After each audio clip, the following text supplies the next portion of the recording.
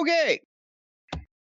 Next, the moment we all couldn't wait to see more of Jade Cargill. And we saw a little bit more of Jade Cargill, very little. Suddenly, they go back in the back somewhere, and Brandy's down on the floor. Brandy's arm is in a metal folding chair, and Jade Cargill, like a baby deer on a frozen pond, wearing platform heels, is trying to Pillmanize Brandy's arm in the chair and stomps it once.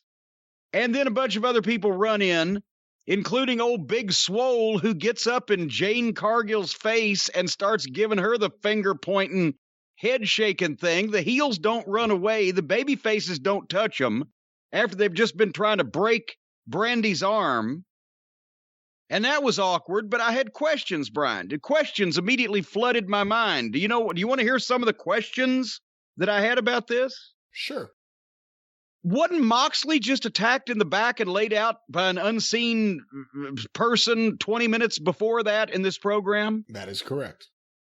How many times on AEW wrestling are people attacked in the back for no apparent reason and nobody stops it till it's too late? Constantly? It happens. I mean, the Young Bucks were attacking announcers not too long ago. Didn't they just do the chair deal, Pillmanizing somebody's limb in the chair to Pieface Buck 2 weeks ago? Yeah, to the Young Bucks. Yeah. Does Brandy just have to be on TV, whether there's a reason or not? This was a question that came up in my mind. I'm going to be honest with you. After last week's show, I was really looking forward to where they're going to go with Jade Cargill and Brandy and this whole thing. And I was let down. I was disappointed that this was what they did. This was deflating like a fucking frozen fucking jump in a goddamn frozen pond causes shrinkage. And the biggest question now, where is Shaq? They didn't mention Shaq's name, did they, on this program? Maybe they did on commentary during the Cody match, and I don't remember, but that was another big takeaway. That's a big deal. You get Shaquille O'Neal to do something.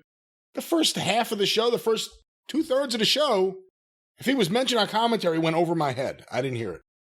Well, I figured, and now apparently Jade Cargill has been training to be a wrestler. I thought, okay, they've made a deal with Shaq. Shaq's fucking this girl, and she wants to be in wrestling, or he wants her to be on TV. I don't think. Well, yeah, but this has happened millions of times in wrestling in the past, and because that was the only way that I could explain in my mind why anybody would put this girl on television to do that stinky fucking promo, or that she's not ready.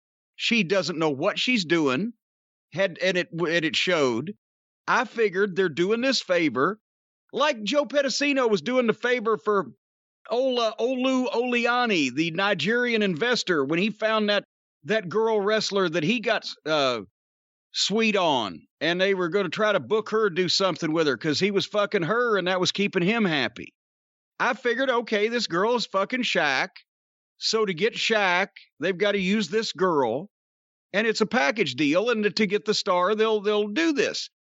Now I find out she's training to be a wrestler. She's probably not even affiliated with Shaq. If this girl ain't fucking Shaq, there's no reason in the world why she ought to be on cable access television, much less national television.